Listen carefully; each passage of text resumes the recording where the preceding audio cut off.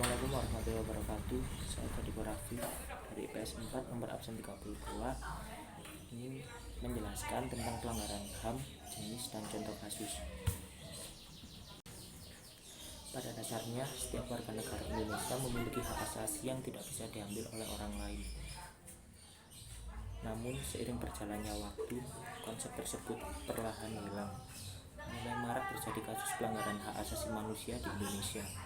Pelanggaran yang dilakukan oleh individu maupun oleh institusi negara atau institusi lainnya terhadap hak asasi individu lain tanpa ada dasar atau alasan yuridis serta alasan rasional yang menjadikannya pijakan. Jenis pelanggaran HAM. Ada dua jenis pelanggaran hak asasi manusia, yaitu pelanggaran ringan dan pelanggaran berat.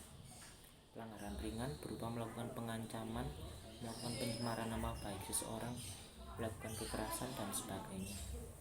Menurut Undang-Undang Nomor 26 Tahun 2000 tentang Pengadilan HAM, pelanggaran berat dibedakan menjadi dua, yaitu kejahatan genosida dan kejahatan terhadap kemanusiaan.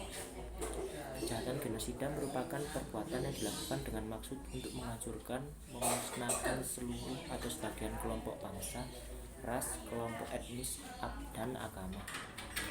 Kejahatan genosida biasanya dilakukan dengan cara membunuh kelompok, memaksakan tindakan-tindakan yang bertujuan mencegah kelahiran di dalam kelompok dan memindahkan secara paksa anak-anak dari kelompok tertentu ke kelompok lain. Kejahatan terhadap manusia.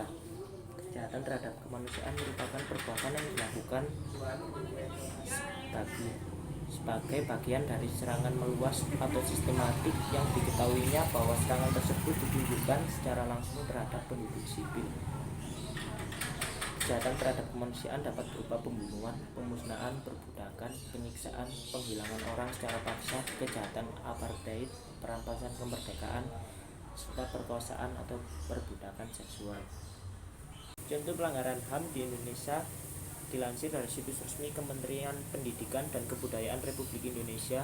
Ada beberapa contoh kasus pelanggaran hak asasi manusia yang terjadi di Indonesia, yaitu penculikan aktivis 1998. Penculikan aktivis 1998 merupakan pelanggaran hak asasi manusia berupa penghilangan secara paksa.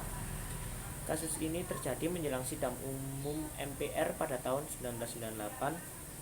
Total korban dari kasus ini adalah 1 orang dibunuh, 12 orang dianiaya, 11 orang disiksa, 19 orang dirampas kemerdekaan fisiknya, dan 23 orang dihilangkan secara paksa. Komnas HAM telah menyimpulkan bahwa kasus ini merupakan kasus pelanggaran HAM yang berat. 2. Pembunuhan Munir. Munir Said Tholib merupakan seorang aktivis yang aktif memperjuangkan hak-hak asasi manusia. Munir meninggal dunia dalam perjalanan menggunakan pesawat menuju Amsterdam, Belanda. Uji forensik kepolisian Belanda memperlihatkan bahwa ada jejak senyawa arsenikum dalam proses otopsi. Munir diduga meninggal karena diracun oleh seseorang. Ada pihak yang tidak suka terhadap sepak terjang Munir dalam memperjuangkan hak asasi manusia. Yang terakhir, tragedi Trisakti. Tragedi Trisakti terjadi pada tanggal 12 Mei 1998. Dalam tragedi ini, mahasiswa berdemonstrasi menuntut Presiden Soeharto turun dari jabatannya. Terlibat bentrok dengan aparat yang ingin membubarkan demonstrasi.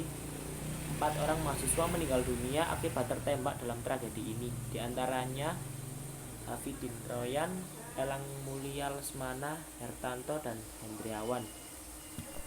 Sekian dari saya. Assalamualaikum warahmatullahi wabarakatuh.